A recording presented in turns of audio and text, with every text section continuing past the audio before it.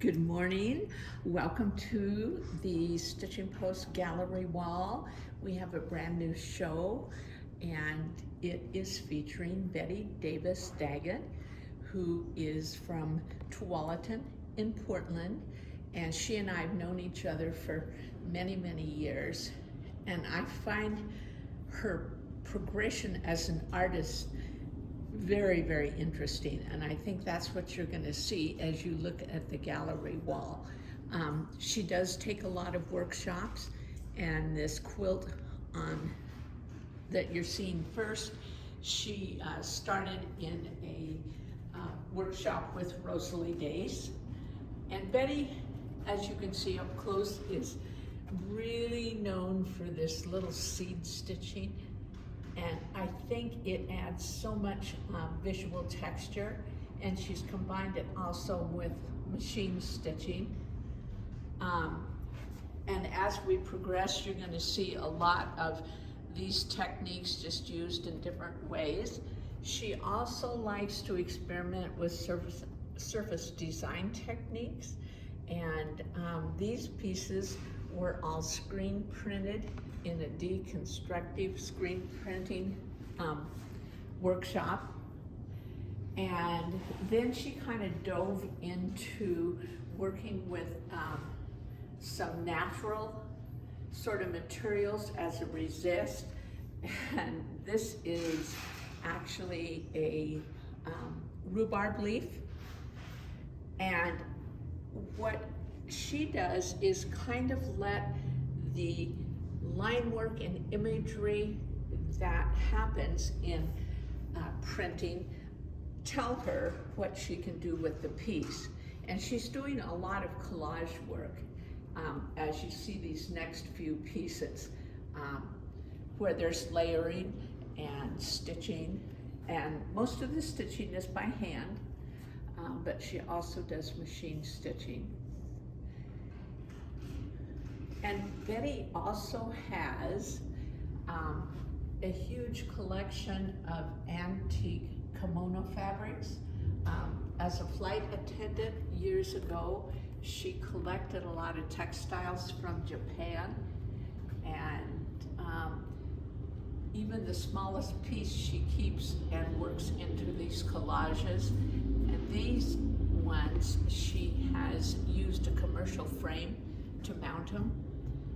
And then this is her latest piece, which she is not selling because she's still so attached to it, but it's just stunning.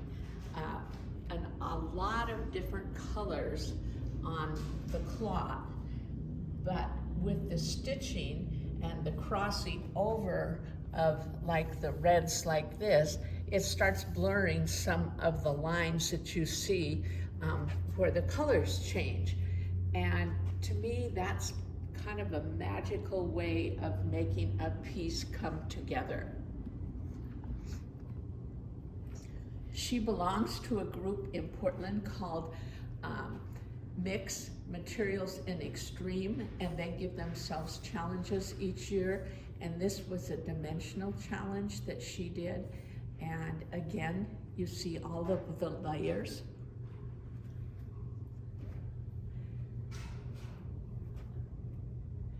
And then you're going to start seeing more piecing. And she was influenced by Gwen Marsden. And Gwen, towards the end of her career, was teaching a parts department sort of workshop where you tried lots of different techniques and then you put them together into a composition. And you're going to begin to see a feeling of architecturalness in a lot of these compositions, and I think that really came about as she was studying with Gwen and really playing with color. These three small little architectural pieces, if you really take a look at the colors as well as the line work, they're very, very interesting. And there's a certain, I would say, Betty look to these that I can really see her hand in the design work.